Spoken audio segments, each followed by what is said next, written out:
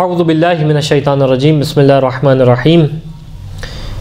والفجر ولیال عشر والشفع والوتر واللیل اذا یسر هل فی ذلک قسم لذی حجر۔ قرآن کریم فرقان حمید کی مختصر 30ویں پاری کی سورہ کی مختصر شرح کے اندر جو ہے ہماری گفتگو جاری ہے، اور اسی ذیل میں سورہ مبارکہ فجر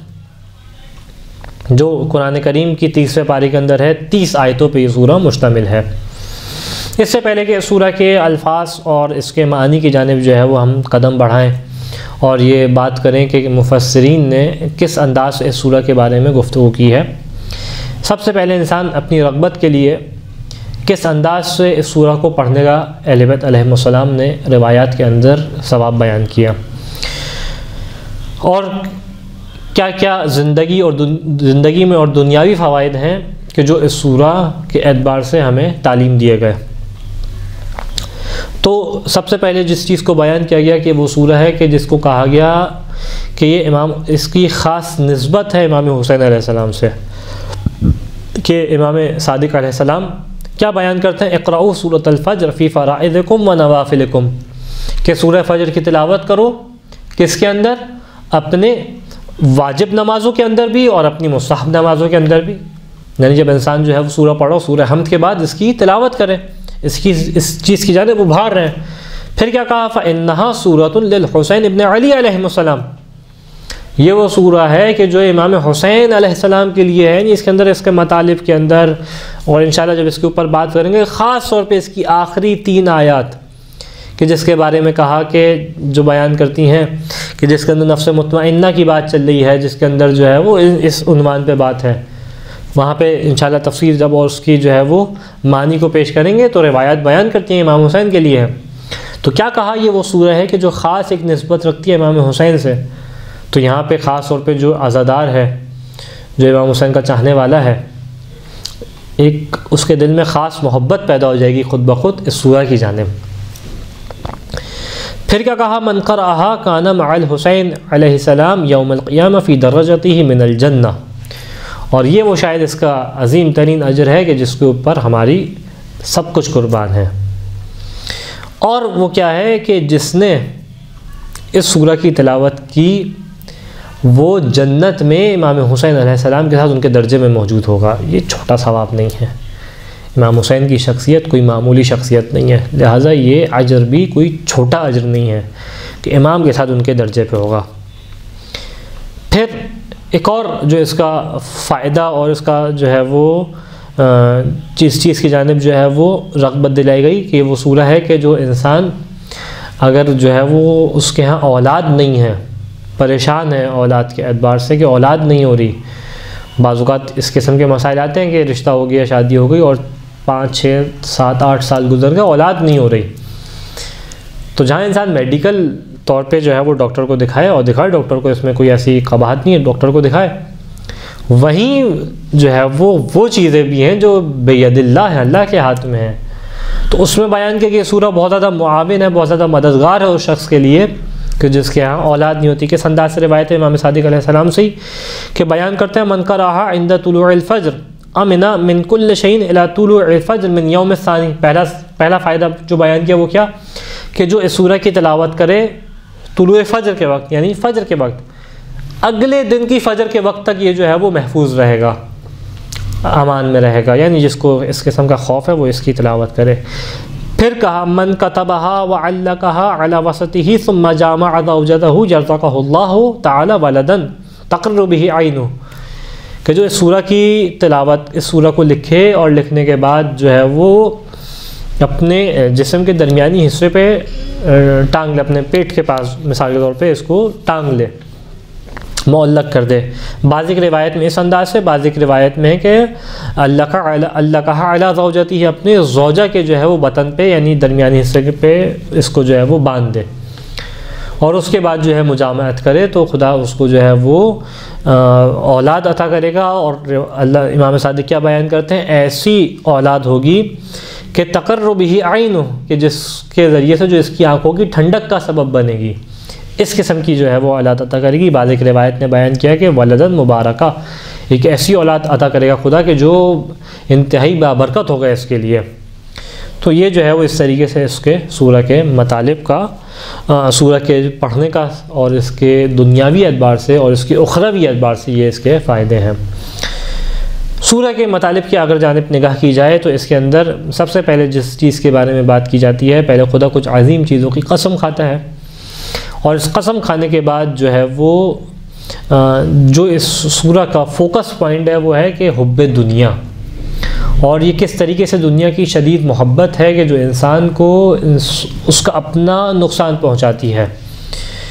اور پھر یہ بھی بیان کیا کہ یہ حب دنیا ہے کہ جس نے کئی قوموں کے اوپر کس طریقے سے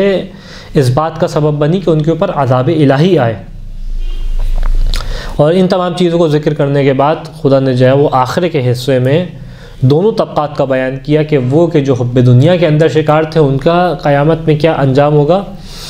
اور وہ لوگ کہ جو حب دنیا کے شکار نہیں تھے بلکہ دنیا کے اوپر جو ہے وہ دنیا کو دین کے حوالے کر چکے تھے، ان کا جو ہے وہ نتیجہ کیا ہوگا۔ بسم اللہ کرتے ہیں۔ بسم اللہ الرحمن الرحیم۔ آغاز ہوتا ہے سورہ کا والفجر۔ سب سے پہلے جو ہے وہ خدا کا آغاز کر رہا ہے سورہ کی، اور آغاز میں ہی قسم کھا رہا ہے،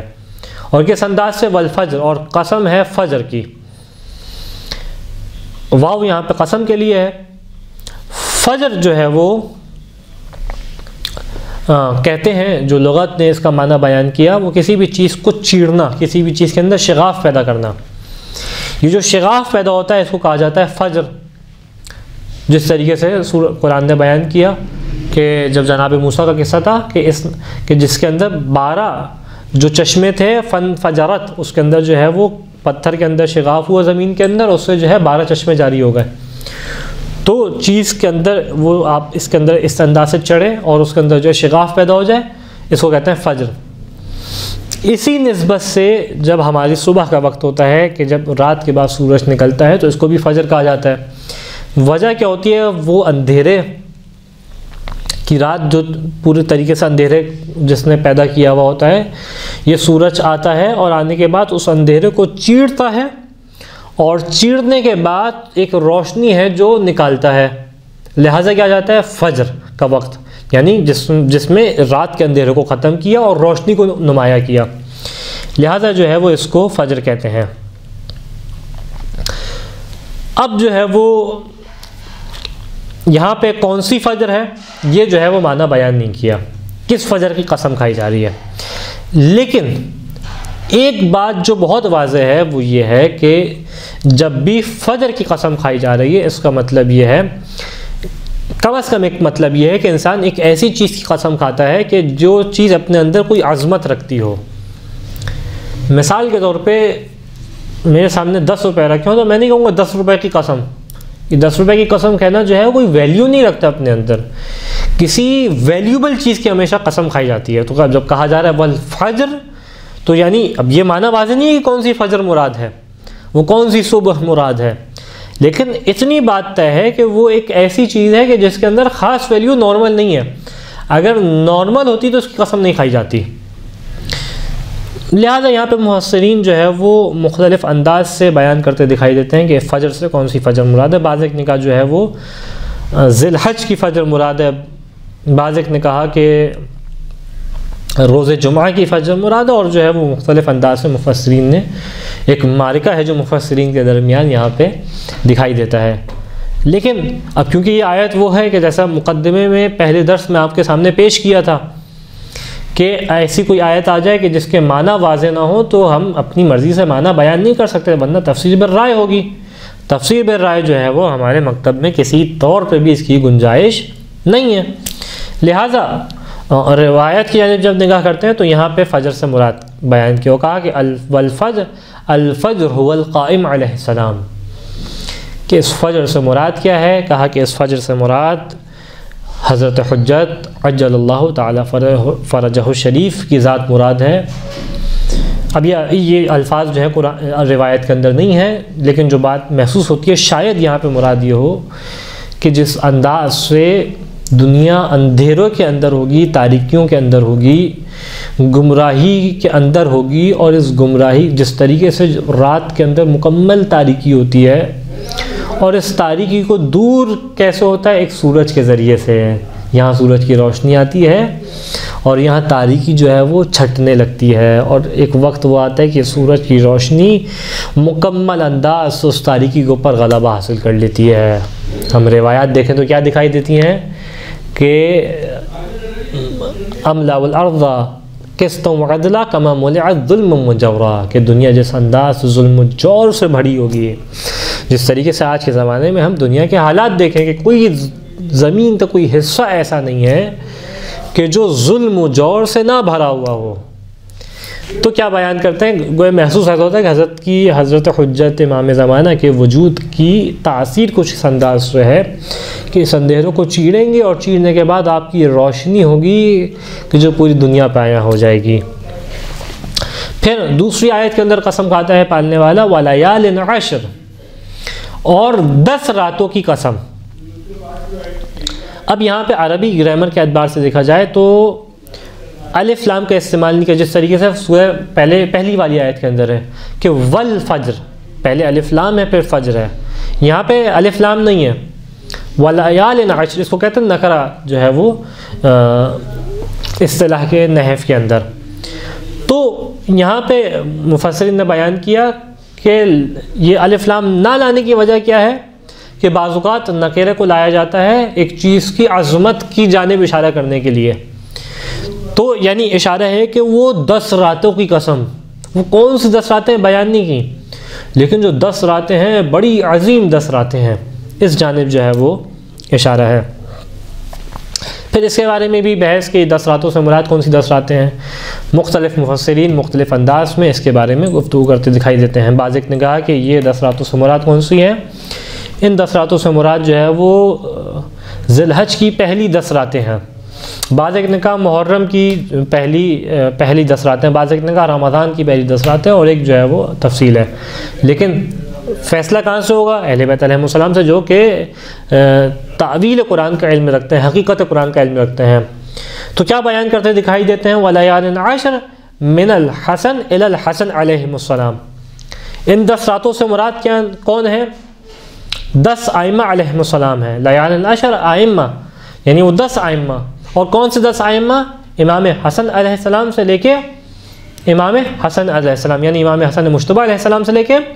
امام حسن عسکری علیہ السلام تک، ان سے مراد جو ہے وہ 10 راتیں۔ اور بعض ایک روایت میں یا بعض ایک جو ہے وہ اس روایت کی تفسیر کرنے والوں نے اس بات کی جانب اشارہ کیا کہ یہ 10 راتیں اس وجہ سے کہیں کیونکہ یہ وہ ائمہ ہیں جو براہ راست حکومت پہ نہیں آئے، یعنی دنیا جو ہے وہ شاید اس سے مراد اس انداز سے ہو کہ دنیا جو ہے وہ ان کے فیوضات سے اور ان کی حکومتی نظام سے جو ہے اس طریقے سے استفادہ نہیں کر سکی۔ امام حسن کا ایک زمانہ تھا لیکن وہ بھی بہت مشکلات کے ساتھ کچھ مہینے کا زمانہ تھا، ایک باقاعدگی سے جو ہے وہ حکومت ان ائمہ علیہ السلام کو نہیں ملی اور دنیا نے حکومت نہیں کرنے دی، جس کی وجہ سے دنیا ہمیشہ ظلمت میں رہی۔ پھر بیان کیا والشفع والوتر، اور آڈ اور ایون کی قسم، جفت اور طاق کی قسم۔ اب یہاں پہ جفت سے مراد کیا ہے، طاق سے مراد کیا ہے، ہمیں نہیں معلوم، یعنی کون سا جفت مراد ہے کون سا طاق مراد ہے۔ بعض ایک نے کہا کہ اس سے جو ہے وہ 9 اور 10 ذی الحجہ مراد ہیں، اگر آپ اس معنی کو لیں کہ جس میں 10 راتوں سے مراد ذی الحجہ کی 10 راتیں ہیں، لیکن روایت اس کے بالکل برعکس دکھائی دیتی ہیں، جو کہ ایک بالکل مختلف معنی کرتے دکھائی دیتی ہیں۔ اور اس میں بیان کیا کہ اور مختلف روایت کے اندر مختلف اعتبار سے اس کی تطبیق دکھائی دیتی ہے، ممکن ہے کہ سب کی سب ٹھیک ہوں۔ آڈ اور ایون کی قسم، جفت اور طاق کی قسم۔ تو بیان کیا یہاں پہ وتر یعنی آڈ یعنی وحدت، اس سے مراد کیا ہے کہ هو اللہ وحدہ لا شریک لہ، اس سے اللہ مراد ہے۔ اور شفع یعنی جس کے دوئی ہے یعنی جو ایون ہے، اس سے مراد کون ہے؟ کہ اس سے مراد امیر المؤمنین علیہ السلام و فاطمہ علیہ السلام اللہ علیہ، اس انداز سے بیان کیا۔ بعض ایک روایت اس کے تھوڑا مختلف دکھائی دیتی ہیں، وہ کیا بیان کرتی ہیں کہ الشفع سے مراد رسول خدا کی ذات ہے، اور رسول خدا اور امام علی کی ذات ہے، یعنی ایون سے مراد دوئی سے مراد جو ہے وہ امام علی اور رسول خدا علیہ السلام کی ذات ہے، اور وتر سے مراد خداوند متعال کی ذات ہے۔ بعض ایک روایت نے اس جانب بھی اشارہ کیا کہ شف سے مراد امام حسن امام حسین کی ذات ہے، اور وتر سے مراد امیر المؤمنین علیہ السلام کی ذات ہے۔ پھر اگلی آیت آتی ہے، تیسری آیت، چوتھی آیت، واللیل اذا یسر، اور رات کی قسم کہ جب یہ رات گزر جاتی ہے، جب یہ رات جو ہے وہ گویا اس ایک انداز سے متحرک ہوتی ہے، رات جو ہے وہ رکی ہوئی نہیں ہوتی اور ایک جو ہے وہ گزر رہی ہوتی ہے یہ رات۔ بعض ایک مفسرین نے اس جانب اشارہ کیا کہ رات کا اندھیرا جو ہے وہ ایک طریقے سے حرکت کے اندر ہوتا ہے مسلسل، جس طریقے سے دنیا مسلسل روٹیشن کے اندر ہے، تو اسی روٹیشن کے اندر روشنی اور اندھیرا وہ ساکن نہیں ہے، وہ اسٹیٹک نہیں ہے، بلکہ یہ بھی موو کر رہے ہیں۔ یعنی دنیا کی نسبت سے دیکھا جائے تو یہ دنیا کے اعتبار سے یہ اندھیرا جو ہے وہ دنیا موو کر رہی ہے اندھیرے کے اعتبار سے۔ اگر یہ اندھیرا اسٹیٹک ہوتا، اگر یہ اندھیرا رکا ہوا ہوتا تو یہ بہت بڑی مشکل تھی۔ تو واللیل اذا یسر، اور رات کی قسم کہ جس کا اندھیرا گزر رہی ہوتی ہے۔ یہاں پہ جو ہے وہ الف لام لگا ہوا ہے واللیل کے اوپر، تو الف لام سے یہاں پہ دو معنی جو ہے وہ لیے جا سکتے ہیں، لغت کے اندر دو معنی کے احتمالات ہیں۔ ایک معنی یہ ہے کہ الف لام سے مراد جو ہے وہ الف لام جنس ہے، یعنی تمام راتوں کی قسم۔ الف لام دو معنی میں آتا ہے، ایک معنی ویسے تو کئی معنی میں، لیکن یہاں پہ دو معنی کی تطبیق بنے گی۔ ایک معنی ہے کہ تمام راتوں کی قسم کہ جب یہ گزر رہی ہوتی ہیں، ایک معنی تمام راتیں نہیں ہیں، بلکہ مراد کیا ہے کہ ایک خاص رات ہے جس کی جانب خداوند متعال اشارہ کر رہا ہے۔ اب یہ خاص رات کون سی ہے یہ نہیں معلوم،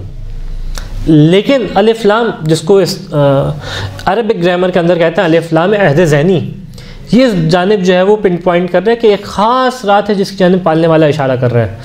یہ خاص رات کون سی ہے یہ بیان نہیں ہوا۔ روایات کے اندر دکھائی دیتا ہے کہ واللیل اذا یسر سے مراد کیا ہے، وہی دولت الحبطر، وہی تسری الی دولت القائم علیہ السلام، کہ اس سے مراد کیا دولت حبطر ہے۔ اب اس دولت حبطر کیا ہے، اس کے اندر جو ہے ہمیں ایک کلام گفتگو دکھائی دیتی ہے۔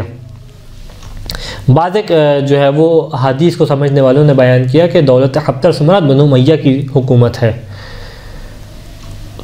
جو کہ امام زمانہ کی حکومت سے متصل ہو گیا، یعنی امام زمانہ آ کے اس حکومت کو ختم کریں گے۔ تو یہاں پہ سوال پہلا جو پیدا ہوتا ہے وہ کہ بنو امیہ کی حکومت تو کب کی ختم ہو چکی ہے، تو پھر امام زمانہ آ کے ختم کریں گے، اس کا کیا معنی بنتا ہے؟ تو یہاں پہ بیان کیا کہ سفیانی، بعض ایک روایت اشارہ کرتی ہیں کہ سفیانی جو ہے وہ نسل امیہ سے ہوگا، بنو امیہ کی نسل سے ہوگا، لہٰذا اور اس کی حکومت جو ہے امام زمانہ کی حکومت سے متصل ہوگی، یعنی امام آ کے اس کی حکومت کو ختم کریں گے،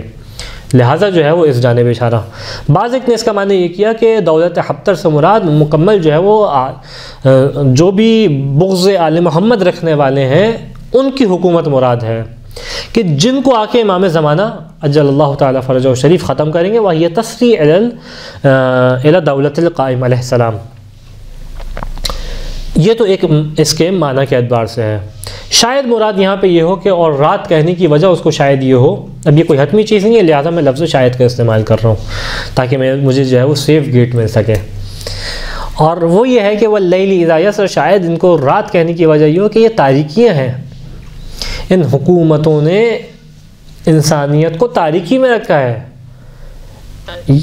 جہاں تک کہ امام زمانہ کی حکومت آئے گی جو انسانیت کو روشنی عطا کرے گی، انسانیت کو اس مقام پہ عطا کرے گی کہ جو مقام جس کی وجہ سے انسانیت پھر نکھر کے آئے گی، انسان کے اندر کے کمالات دنیا کے سامنے ظاہر ہوں گے۔ ممکن ہے ایک وجہ یہ ہو۔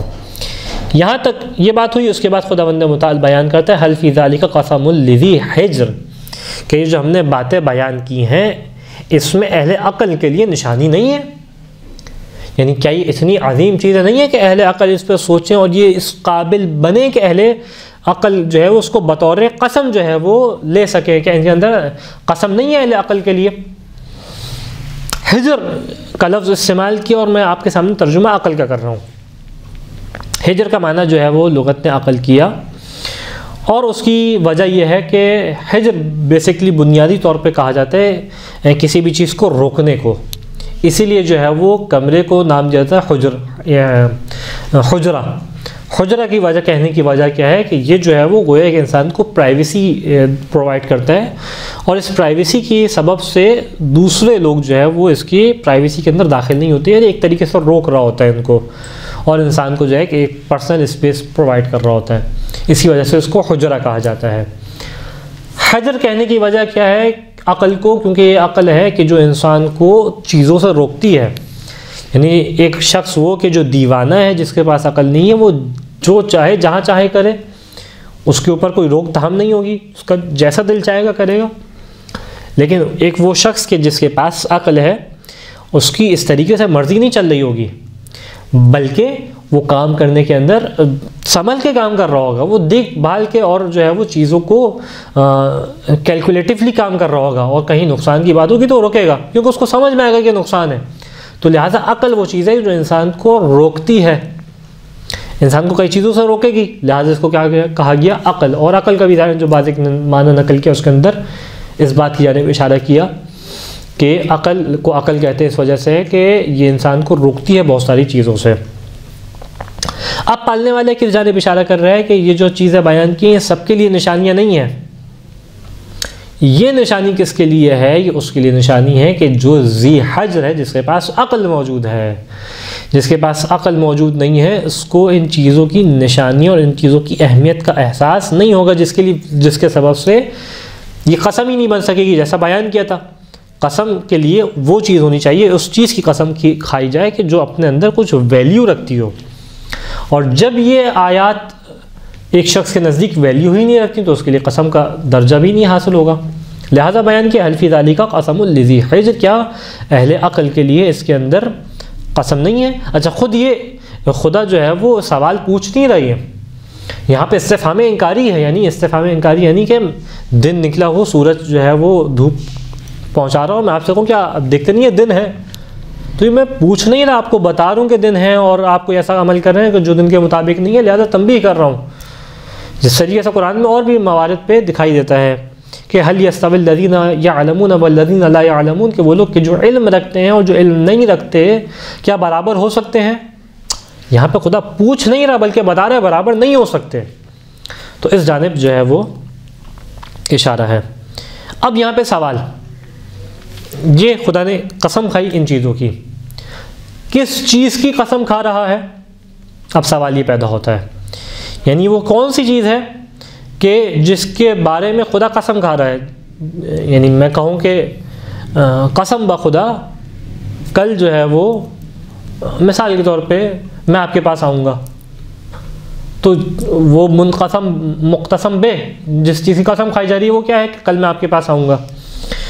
تو یہاں پہ وہ چیز کیا ہے جس کی خدا قسم کھا رہا ہے؟ یہاں پہ جو ہے وہ دو احتمالات مفسرین نے بیان کیے۔ پہلا احتمال یہ ہے کہ آیت نمبر 13 جو آگے آنے والی ہے وہ اس کی قسم مراد ہے کہ ان ربک لبالمرصاد، کہ آپ کا رب جو ہے وہ گھاٹ لگائے بیٹھا ہے، وہ مراد ہے۔ انشاءاللہ اس کا معنی بیان کریں گے کہ رب گھاٹ لگائے بیٹھا ہے، اس کا مراد کیا ہے؟ بعض نے کہا کہ یہ ہے، بعض نے کہا کہ نہیں یہ نہیں ہے، بلکہ قسم سے مراد کیا ہے؟ یہاں پہ کہا کہ قسم سے مراد ایک چیز ہے جو خدا نے آیات کے اندر بیان نہیں، جو الفاظ کے طور پہ بیان نہیں کیا بلکہ محذوف ہے، یعنی اس کو آیت میں ذکر نہیں کیا گیا۔ مراد کیا ہے؟ وہ مفہوم ہے کہ جو آگے آنے والی آیات کے اندر ہے، اور وہ کیا مفہوم ہے کہ جو حب دنیا کا شکار ہوا